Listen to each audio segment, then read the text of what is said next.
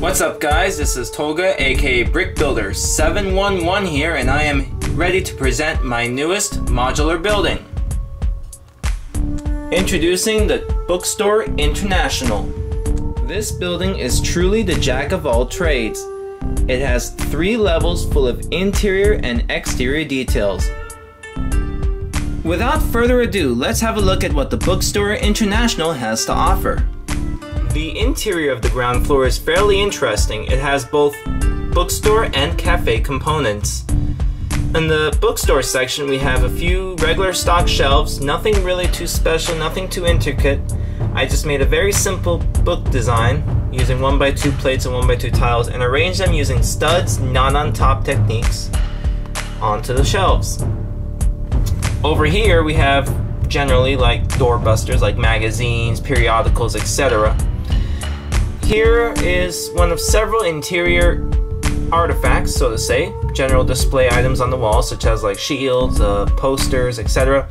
Generally, I like to put a lot of Harry Potter accessories here, and nonetheless, there's Slytherin, and there's also a random monkey shield, I guess, from one of the classic 1990s Wild West sets. Like most bookstores, such as Barnes & Noble and also the late Borders, the ground floor will generally also include a clearance section, like books pretty much displayed on the table, and of course, the usual checkout desk with an attendant very happy to serve you today. Also, I included simple computer and lamp details. Outside on the first floor, I decided to make some pretty good use of a very limited amount of space. The usual doorbuster bookshelf slash book cart is included here, as you'll find in many sidewalk bookstores. This feature is a bit unique and captures sort of a Miami feel. This is a Cuban coffee ventanita, or window. Of course, sliding windows, which unfortunately do not really slide in this model, are included. Typical regulars having their cafecito fix, and of course, the usual barista, very happy to serve you today. While generally the coffee window is an outdoor amenity, I've saved the interior portion for now. Here we have a regular espresso machine, which is fairly easy to remove. Very simple. Usual tamp and grind here, which leads to those usual tools that are placed under the lip of the machine there, where coffee will generally dispense from a water source inside the machine to a little container cup, which unfortunately is a bit too small to model in Lego. And of course it's served to the very small 2-ounce glasses, which is plenty for Cuban coffee, very strong beverage, and handed to the customers. Here is a empanada and pastelito oven, just a general warm oven with a few pastries prepared inside.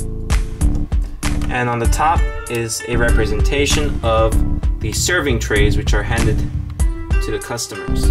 You can kind of say I've gone green outside, lots of foliage and flowers scattered across the outdoor patio. Wanted to give a nice landscape and a very nice atmosphere for figs to read, enjoy their coffee, and study. I also included a farmer's market and an urban farm.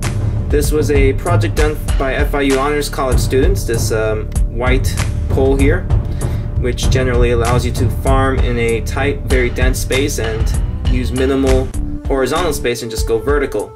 So you can say that they're growing oranges and grapes out of this urban farming pole. Also, we have the farmer's market scene going on here with a minifig who just got paid for an apple. There's the happy customer over there. And a small little retention pond, which kind of sort of covers up the connections to the next building. I'll get into that in a moment. You can also notice that a portion of the chairs are red while a portion of the chairs are black. This is sort of a reference to a vacation spot that I went to in Turkey last year, where they have a section called red chairs and another section called black chairs. Sort of a throwback to that, and overall, a pretty nifty touch. The second floor is more dedicated to the bookstore portion of the first floor, pretty much reprising most of the details that you have seen downstairs. More shields and literary decor as seen from the first floor, including Harry Potter's Quibbler. A clock to remind overzealous customers that the bookstore is about to close and that they have to start moving. The second floor is more focused on lounge and study space for the clients, offering them a space to read to their heart's content. And from there we go on to the third floor, the ceiling. You can say that it is the third floor that sets this bookstore apart as more localized, more calm, more mom and pop, brick and mortar. You get what I mean. Here on the third floor, since I decided to depict more local exciting scenes, I wanted to capture sort of a party.